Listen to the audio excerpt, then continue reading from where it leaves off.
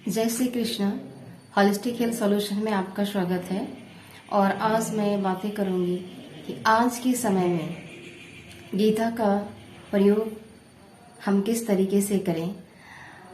श्री कृष्ण भगवान ने अर्जुन को युद्ध के समय जब ज्ञान दे रहे थे कि आप अपने कर्तव्य से परे मत हो, अपने कर्तव्य पर निष्ठापूर्वक लगे रहो। इसके लिए श्री कृष्ण भगवान ने बहुत ही नीतिपूर्वक और बहुत ही सरलता से अर्जुन को समझाने का प्रयास किया और अंततः उन्हें समझा ही लिया। इसके लिए श्री कृष्ण भगवान ने बताया कि अर्जुन, तू अपनी अज्ञानता के कारणवश कर्तव्य से मत हट। अर्जुन, तू अपनी कर्तव्य पर निष्ठापूर्वक डटे रह। अधर्म रूपी अज्ञानता को अपनाकर कर्तव्य से मत हट। इस तरह की बहुत सारी बातें कहकर उन्हें समझाया गया। और जब नीतिपूर्वक सरलता से श्री कृष्ण भगवान ने उन्हें समझाया, पूरा ज्ञान देकर उन्हें एहसास कराया, तो अंत में अर्जुन अपनी कर्तव्य को पहचान कर कर्तव्य पे डटे रहे। क्या आज किसी परिस्थिति में हम किसी भी व्यक्ति को क्या इस तरीके से नीतिपूर्वक सरलता से उसे किसी भी समस्या का समाधान निकालने के लिए क्या उन्हें समझाते हैं? ये सोचने की जरूरत है। जिस प्रकार कृष्ण भगवान ने अर्जुन को समझाया, कर्तव्य का बोध कराया, क्या आप भी आज कर्तव्य का बोध करा पाते हैं? कई बार स्वार्थ बस या ये महसूस करते हैं कि हमारी परिस्थिति में नहीं थे तो देखो उसी का तुम्हें आज कर्म का भोग भोगने को मिला है। पर ये सब गलत है। आप जैसे ही उनके सही कर्तव्य से उन्हें डटकर खड़े रहना सिखाएंगे तो उसमें आपको भी बहुत अच्छा आनंद मिलेगा और उन्हें भी आनंद मिलेगा। आज की स्थिति ऐसी हो गई है कि लोग अगर विवाद में हैं तो उनके मजे लेते हैं और उन्हें विवाद में ही छोड़ते हैं, उसका निराकरण नहीं करते हैं।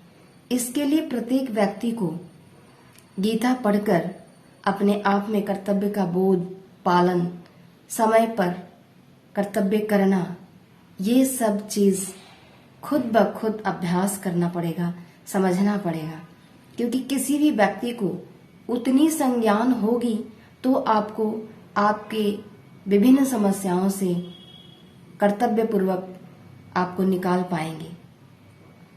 और आपकी परिस्थिति सबको समझने की शक्ति भी नहीं होती है, और जो समझ पाएंगे वो आपके पास नहीं होते हैं, और जो समझते हैं वो आपका समाधान करने के लिए उनके पास समय नहीं होता है।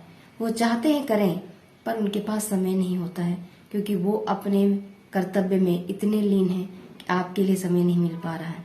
और अगर आप उनके समय को समझ पाकर दूर से ही उनकी वाणी से अपने आप को संभाल सकते हैं तो आपकी समस्या का समाधान हो सकता है, वरना ऐसे नहीं।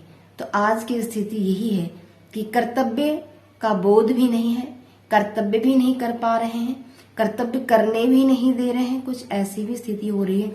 ऐसी स्थिति का समाधान सिर्फ किससे है? गीता से है। जब आप गीता पढ़ते हैं तो समस्त गीता में यही बताया ही गया है कि आप अपना कर्तव्य कैसे करें। कर्तव्य को कर्म से ही किया जा सकता है, बिना कर्म के कर्तव्य का पालन संभव ही नहीं हो सकता है।